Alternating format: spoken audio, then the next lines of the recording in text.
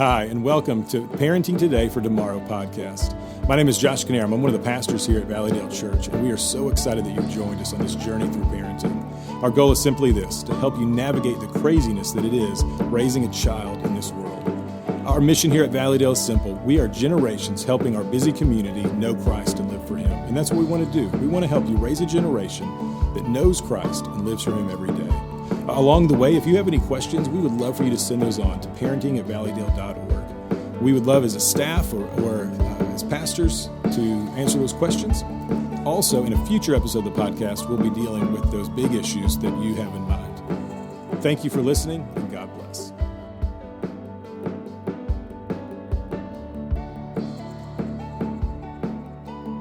Hey, and welcome back to the Parenting Today for Tomorrow podcast. My name is Josh Canarum. I am your host for this podcast. I'm also the student pastor here at Valleydale Church, and it is an honor to get to spend this time with you as we talk about parenting this generation and how we can use and leverage what we're learning today and transform the lives of our children for tomorrow. And so as we do that, we've been having special guests. Today I'm joined again with Chuck McCammon. Last week we talked about boundaries and the importance of boundaries, how bad it can be to have fuzzy boundaries, but today we're going to talk about how to build good boundaries, and I'm excited to do that. This is going to be a great episode as we dig into some very practical things that you can do in your home and can start today. So let's just dig in.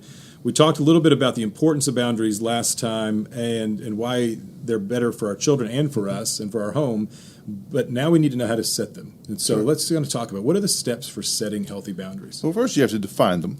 So that starts with deciding, well, here's what's a priority to me.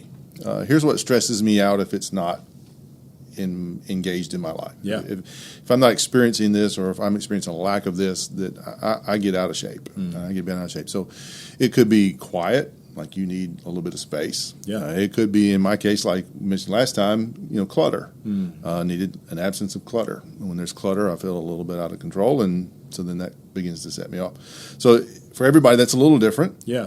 And there are what we would call maybe hard boundaries and soft boundaries. Hard boundaries they're going to be things that we're going to just insist upon. Right. So for example, like a curfew, usually it's a hard boundary. Right. You're going to be home by thus such time.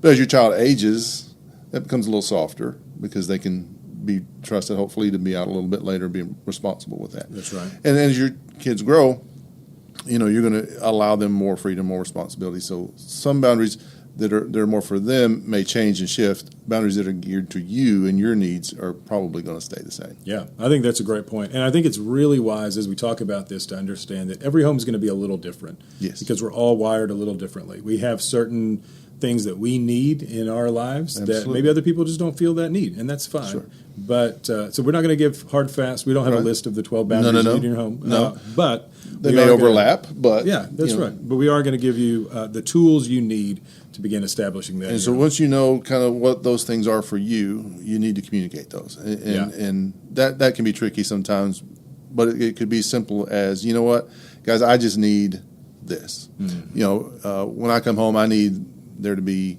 the house picked up a little. That's right. Or I need just 10 minutes to kind of have some space, and then I'm good to go. Whatever that is, you just need to state that. And sometimes it takes a little time to figure out, well, what is it that I need? Other times, boundaries are, what do my kids need? Right. Not what they want, but what do they need? So, for example, homework.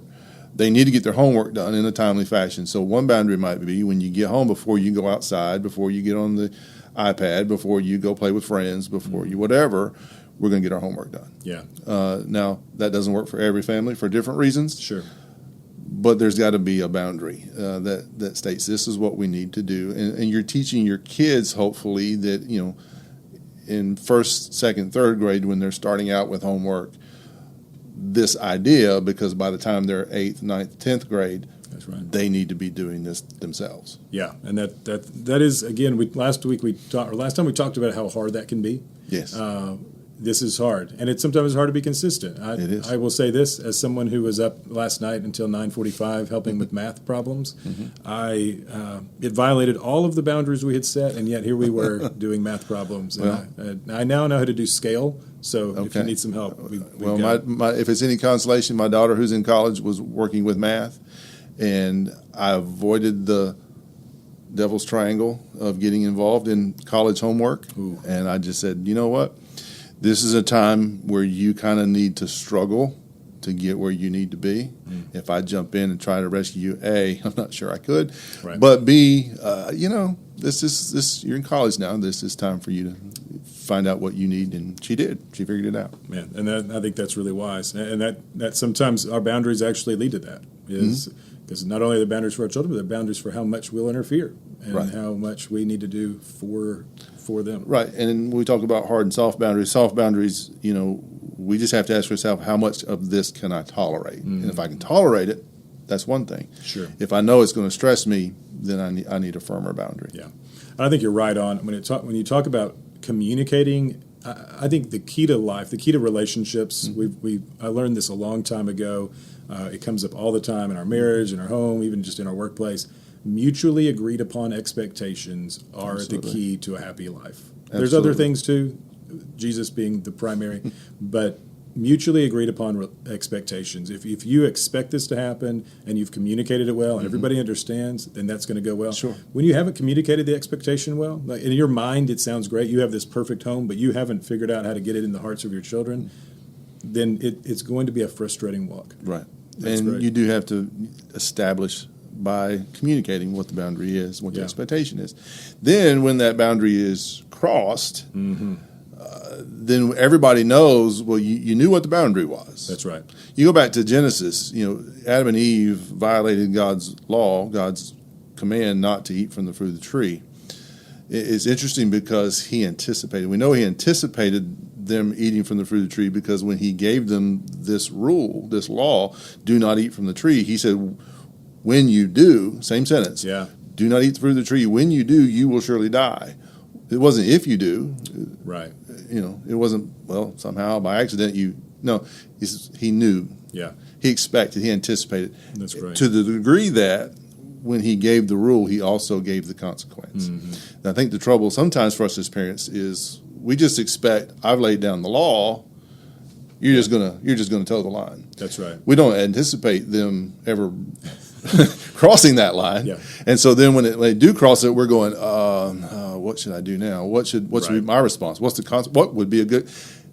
God had already thought through that. So then what it allowed him to do was be free to come back into that situation.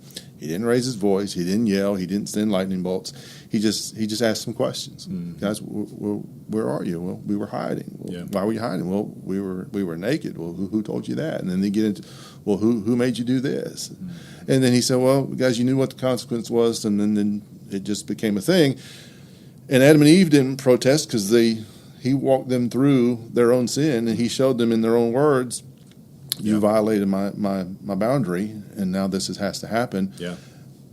And it was just natural that one thing leads to the other. Exactly. Well, and that's another part of that communication is that consequences part. I had a question about teenagers from a parent last week saying, I can't figure out how to actually enforce these rules. I don't know how to do this discipline thing. It's everything I try to do, they don't seem to care about. Right. That was in my experience with my parents. I can tell them now, like they would send me to my room when I was in trouble, which is exactly what I wanted to happen in the whole time. Sure. I was a teenager. I wanted to go to my room. Sure. And so it was when I got punished, I was given what I wanted. That was not effective.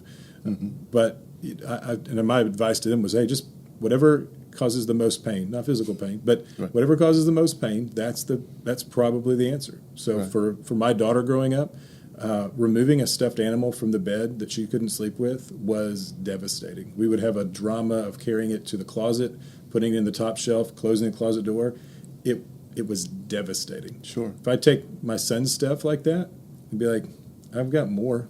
He didn't care. Right. And so we had to find something else that for him, being alone was actually really hard because he loves being around people. Right. So going to his room for 5 minutes was the thing that he realized, I did something wrong. I don't want that to happen again. Sure. My daughter would have said, I will always do something wrong if you promise to always send me to my room by myself and I don't have to talk to you. That's all it takes. That's what I wanted to happen all along. So her and I are very wired the same.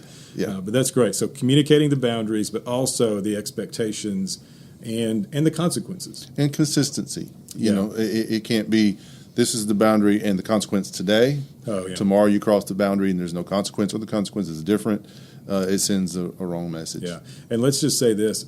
Everybody's got to be on the same page, not Right. just the child and the parent, but both parents. If there's both parents in a home, that is a recipe for disaster. When Correct. all you know is you have to just go find dad, and he doesn't have those same rules, and your punishment, you're undercut every time, and that's just Yeah. a cycle you don't want. Mom and dad need to agree on the consequence and what the boundary is, and they definitely need to be on the same page. That's great. And I think too, we have to make sure that we're teaching kids to respect the process. So, for example, in the Adam and Eve situation, God didn't come in blazing, guns Right. blazing. He didn't kick them, in the shins. He didn't, zap them with lightning. He, from what we can read in Scripture, calmly said, "Well, you know what I've told you. Here's what's going to happen." Yeah.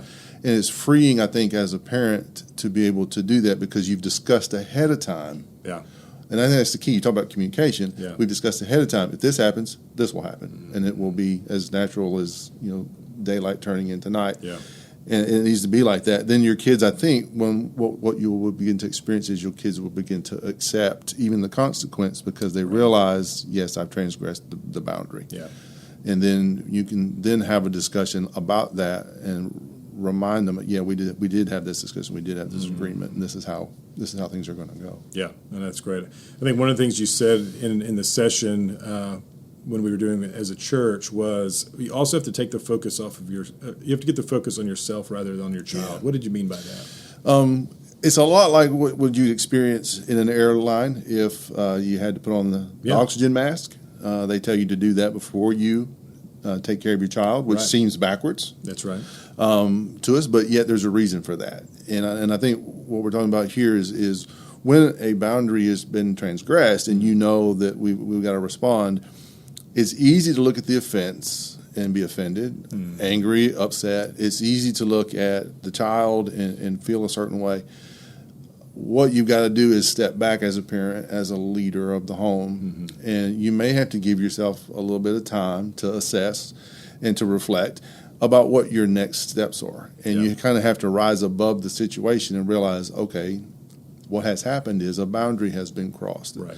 And look at it from a principle standpoint versus here's what's happened to me. Here's how I feel about That's it. good because sometimes we can take it personally. Oh, you can. And it's easy. Sometimes it is kind of personal when things are said to you by your child. absolutely. But So you've got to be able to set that aside. You can deal with that later. Right now, I've got to deal with this behavior, That's right. and then you can come back and deal with the relational stuff. That's really good. That's really good. I think the other thing, and we already talked a little bit about this idea that there have to be consequences. There has to be an impact. It has to be consistent, and I think that's great.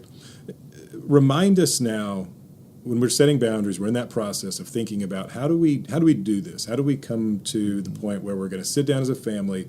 What are some things we need to keep in mind? And we have a list of things that we are not responsible for and we are responsible for. Those are great reminders. So help us understand that. Well, one of the things we're not responsible for is that our kids are always going to need to be happy. Yeah. I think as a parent, we hate for our kids to be less than happy. And so we'll do whatever we can, maneuver whatever we need to do to make sure they're happy at all times. And that's not our job. Right. Their emotions are their emotions, and they have to learn self-control. Yeah. And so we can model for them what that looks like. We can talk to them and encourage them. But if they're going to be unhappy, hey, that's your call. That's your choice. By the way, go be unhappy in your room because you're harsh in my environment here. That's right. Don't bring. I use the phrase, I don't want that negativity in here. Yeah, go that's take it. that somewhere else. Go do that somewhere That's else. Also, we don't need the approval of others. Yeah. And this can get a little touchy because sometimes there are people in our life that want to give us advice or that want to see us do things a certain way. In some cases, some marriages may have allowed in-laws to encroach upon their boundaries a little bit, so they're probably a little too engaged, and so you may have to say, Mom, Dad, we appreciate your input, we respect your input, but this is our decision, this is ours to handle. Yeah. Now, there may be times where you want that input, and that's great, Sure. but it needs to be at your But you're in your charge. impetus. You're Yeah. in charge of your children. You are the one. And that's a good reminder. Which leads me to the other part, is we don't want to control our kids. And as a parent, we see them starting to make a a wrong move or a bad choice, for example, grades, homework. We know they got to turn in the homework. We know the homework's going to be graded. We know there's going to be a test. The test is going to be a grade. We have a hard time allowing them to get an F. Oh, yeah. We don't want them to get an F. It's on their report card. That's right. And so we don't want that. That would be bad. And so we jump in and we help. But what we could do is say, you know what, you didn't study. You didn't take the time to take this seriously, so you got an F. Mm-hmm. So here's the consequence for getting Fs in our house is this. I don't want you to have that consequence, but we need you to make better choices. Yeah. It would be better to do that and go through that, experience that as maybe a second grader than an 11th grader. That's right. When your GPA matters. Yeah, I see this a lot. My mom is a college professor here in the state, and she gets calls from parents arguing grades, and they're freshmen, sophomores, they're college students. He's never gotten a B before on a paper, and she's well, I don't know why you're calling me. That's what he got. That's what he earned. I'm not going to regrade it. It is what it is. And so, you have helicopter parents who are always trying to watch out for I think I learned a phrase called bulldozer parents, where you try to clear the path to make sure your kid has the easiest path possible. Right. And the problem is, it's kind of like running a race. If you don't ever get any endurance in succeeding in the trials of life, then when you're in charge of your own race, it's going to be really hard to run. And this is exactly what you're saying. You cannot control. You can't make your child's life perfect. In fact, it's actually a little damaging to try to make your child's life perfect because they don't grow. They don't learn. Well, and I appreciate my oldest son. He is off at college, and he had a bad grade on the test this semester, and bad for him. And he went to the professor and just said, "Hey, this is not typical of me. What did I do wrong? Yeah. What a different approach should I take?" So he owned the grade, and owned what the fix was, and didn't blame the professor. That's perfect. But just said, "Hey, what can I do different to make it?" And his next test was nearly 100. Yeah, because he saw I need to do something different, and that's great. And that's what we want to do. We want to encourage our children to take ownership of their experiences, and that requires coaching. Though they're not going to do that on their own either. Just like they don't set their own boundaries, they also don't know how to approach those opportunities. So coaching is great. Controlling that creates kind of a hard time. And then also just doing the things your kids are capable of. Yeah. There are going to be some things that they do that they don't do as well as you. They may break something. They may do it wrong. Mm-hmm. And that's, we just have to be prepared for that and be tolerant of that. And that may cross some of our other boundaries, but we have to choose. This is more important. Right. And so I think that's important, is allowing them to do things that they can, and then take a little pressure off ourselves. We don't have to be Superman or Wonder Woman. That's right. To be a good parent. Yeah. Working with teenagers, I can say that I spent a lot of time with some middle schoolers last week, just talking about grades and talking about life, and there's so much perfectionism that is out there, and that is a crushing thing. Sometimes our expectations can be too high. My expectations for my children is they will try hard. They will do their best, and when they don't do their best, that's when we have these conversations. But if I know that you did your best, and there were some problems out there that just were hard to navigate, but hey, that's fine. The result is what it is. But I see this so often. These kids who feel a B on a report card is an act of shame, and maybe in some families that's true. But the kids are. They're talking about grades to each other. Sure. We live in a world where as soon as Isabel gets a grade, it gets reported to a website that I can check at any time. And that can be a little crushing sometimes, because I don't actually understand how grades work there anyway. So I think it's worse than it is, or I think it's better than it is. And that's not that helpful. And you're right. Not only do we not need our children to live under this idea of perfection, but we also have to remember that we're just doing our best. Right. We're trying our best. We don't always know what we're doing. And I think that's great in this whole boundary concept. I know some of the other things we talked about were just the importance of accountability. We talked about the importance of helping your child. What you're really trying to do is help them be independent. Right. You're really trying to help them become the people that will, when they go off to college without somebody looking over their shoulder, they know what to do. They know how to do these things. And they will set and maintain their own boundaries. That's right. And to train them. I mean, I would love for for my children to come in and just say, hey, here's what I think would work better for me if I did this schedule, so I'm going to do this. And that would be a sign of growth, and that would be a sign of things. And that expectation should be communicated. Yeah. That this is what we want you to begin to do. That's right. Because we need people to own just their behavior, their attitudes. They know themselves better than even we do. And as they get older and older, they understand that. Now, for younger kids, they need a lot of direction, a lot of coaching.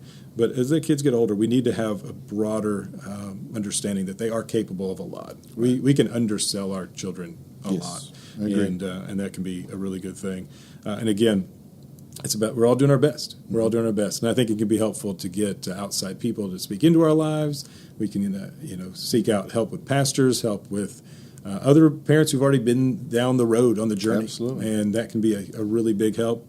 But eventually it becomes a thing where you've got to figure out what works best for your family. So, hey, thank you so much for the opportunity to spend some time talking about these boundaries. This has been helpful for me. I'm going to go home and make sure that our boundaries are clear and communicated.